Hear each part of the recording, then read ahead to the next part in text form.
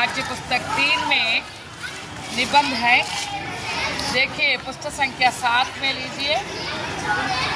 निबंध है जीवन में व्यायाम और खेलकूद का योगदान। జీవితంలో ఆటపాటలు వ్యాయామం దీని యొక్క ఇంపార్టెన్స్, అసలు ఎందుకు ఆడుకోవాలి, ఎందుకు మనం వ్యాయామం చేయాలి అనే దాని మీద వ్యాసం రాయాలి.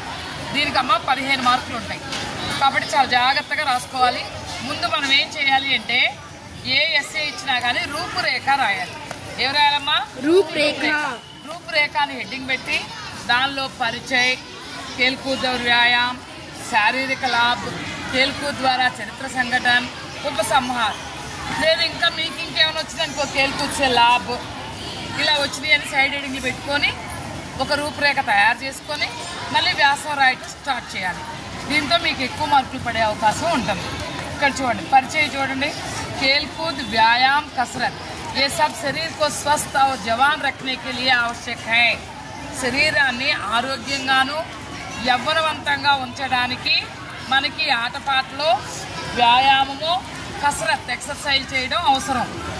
शरीर के हर भाग को इनके द्वारा सुस्तता और शक्ति मिलती है और रक्त संचार नियमित रहता है. శరీరంలో ప్రతి పార్ట్కి రక్తం చక్కగా జువ్వున ప్రసరిస్తూ ఉంటుంది. అర్థమైందా? మనం ఎక్సర్సైజ్ చేయడం మూలంగా. అలాగే శరీరం యాక్టివ్గా ఉంటుంది, చాలా శక్తి వస్తుంది. అది స్వస్థ శరీరం మే హీ స్వస్థ मन का वास हो सकता है. ఆరోగ్యకరమైన శరీరంలోనే ఆరోగ్యకరమైన మనస్సు కూడా ఉంటుంది. मन स्वस्थ हो तो इंसान का चरित्र भी अच्छा रहेगा. ఒకవేళ మనసు ఆరోగ్యంగా ఉందనుకోండి మంచి పర్సనాలిటీ కూడా వస్తుంది. అంటే ఏంటి? మంచి వ్యక్తిత్వం ఉంటుంది, మంచి గుణాలు అలవడతాయి. मन और शरीर का स्वास्थ्य ही अच्छे चरित्र या चरित्र गठन की नींव है. మన మనసు శరీరం కనుక ఆరోగ్యంగా ఉన్నాయి అనుకోండి మనం కూడా మంచిగా ప్రవర్తిస్తాం. మనకి ఏమైనా జబ్బు ఉందనుకోండి మనం పిచ్చి పిచ్చిగా కోపంగా అలా మాట్లాడుతూ ఉంటాం. మీకు పరిచయం అర్థమైందమ్మా? పరిచయం అనొచ్చు, లేదా ప్రస్తావన అనొచ్చు, లేదా భూమిక అనొచ్చు, ఏదైనా సైడ్ హెడ్డింగ్ పెట్టుకోవచ్చు. खेलकूद और व्यायाम हमारे देश में तरह तरह के खेल खेले जाते हैं. మన దేశంలో రకరకాల ఆటలు ఆడతారు. हर एक व्यक्ति अपनी रुचि के अनुसार విభిన్న ప్రకార खेल खेलता है. ప్రతి మనిషి కూడా తన ఇంట్రెస్ట్ని బట్టి రకరకాల ఆటలు ఆడుతూ ఉంటాడు. శారీరక ఖేల్, కొంతమంది ఏమో శారీరక ఖేల్ అంటే క్రికెట్, ఫుట్బాల్ అలా శరీరానికి ఎక్సర్సైజ్ జరిగే ఆటలు. దిమాగి ఖేల్ అంటే మైండ్కి సంబంధించిన ఆటలు ఏంటి? చెస్ కానీ, చైనీస్ చక్కర్ కానీ ఇలాంటివి. और योगाभ्यास కొంతమంది యోగా చేస్తారు, నేను యోగా చేస్తాను. ఏకాంత మే ఖేలే జానే వాలే ఖేల్ అలే కాకుండా ఏకాంతంగా కూడా ఎవరికి వాళ్ళు ఆడుకుంటారు, గోళీలు పెట్టి ఆడుకుంటారు, తిప్పుతారు, రకరకాల ఆటలు. సామూహిక రూప్ సే ఖేలే జానే వాలే ఖేల్ అలా ఒక్కళ్ళే కూడా ఆడుతూ ఉంటారు. అది అనేక ప్రకారకే ఖేల్. ఇవి రకరకాల ఆటల్లో రకాలు. అర్థమైందా మీకు? నెక్స్ట్ శారీరక లాభం. మనకి ఏంటి లాభాలు ఆటలు ఆడటం మూలంగా? खेलकूद रक्त संचार को चुस्त बनाता है. మన రక్తం ప్రవహిస్తూ ఉంటుంది కదమ్మా, ఆ రక్త సంచారాన్ని వేగవంతంగా చక్కగా ఆరోగ్యంగా ప్రసరింపజేస్తుంది.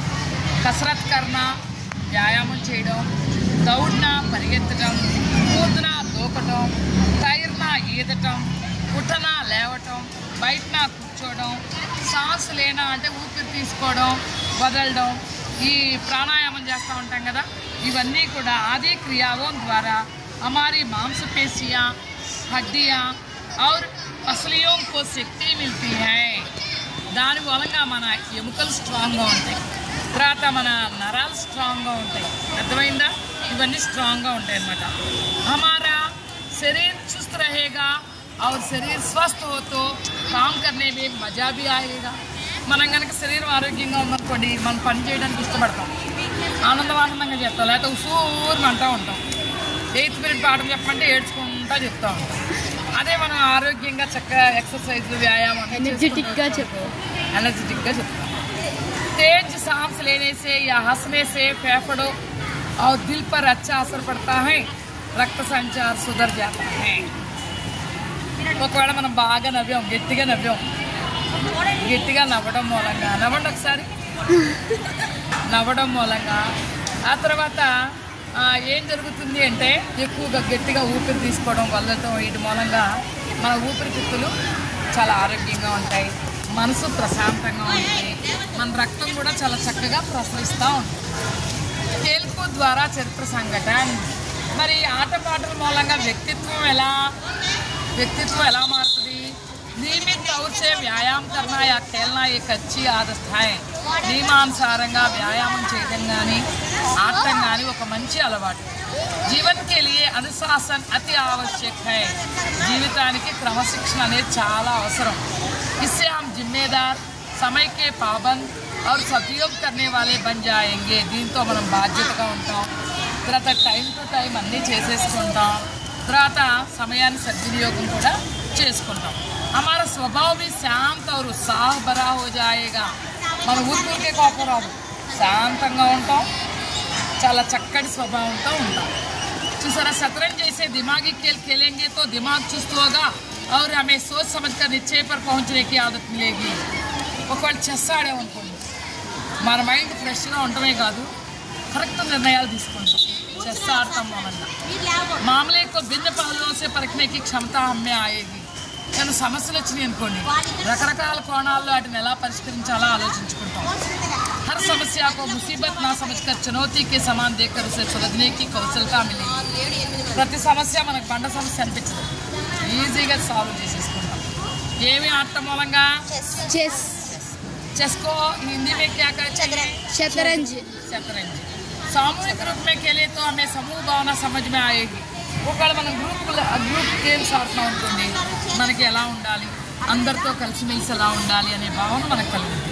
स्वार्थ भावना से मुक्त होकर टीम का हिस्सा बनकर टीम और देश के लिए पूरा दिल लगाकर हम खेलेंगे.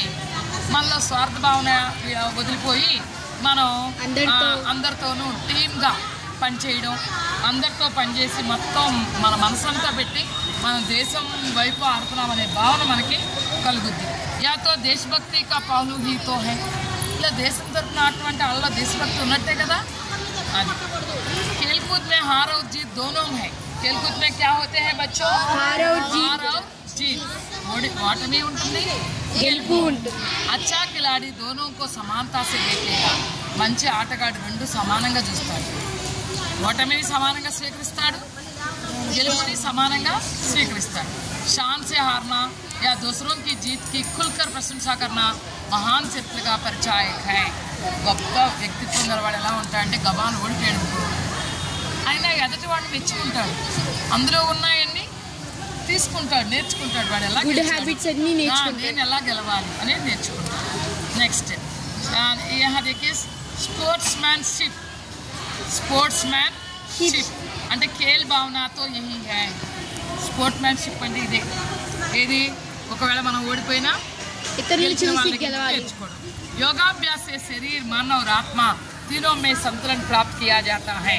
యోగాభ్యాసం చేయడం మూలంగా మన శరీరం, మనసు, ఆత్మ ఈ మూడు కూడా బ్యాలెన్స్ చేయబడతాయి. ఆద్మీ अपने आप पर నియంత్రణ రखना सीख सकता है. తన మీద తను కంట్రోల్ చేసుకుంటాడు. ఎందుకంటే మనసు ఎలా కంట్రోల్లో ఉంటుంది? ఇప్పుడు మనం ఇక్కడే ఉంటాం, అఫీజా ఇక్కడే ఉంది, కానీ ఎక్కడో ఆలోచిస్తుంది. అప్పుడు మనసు కంట్రోల్లో లేదంటే కదా. శరీరం ఒకటే ఉంది ఇక్కడ, కాబట్టి మనం మూడింటిని కంట్రోల్ చేసుకోవాలంటే యోగాభ్యాసం కావాలి.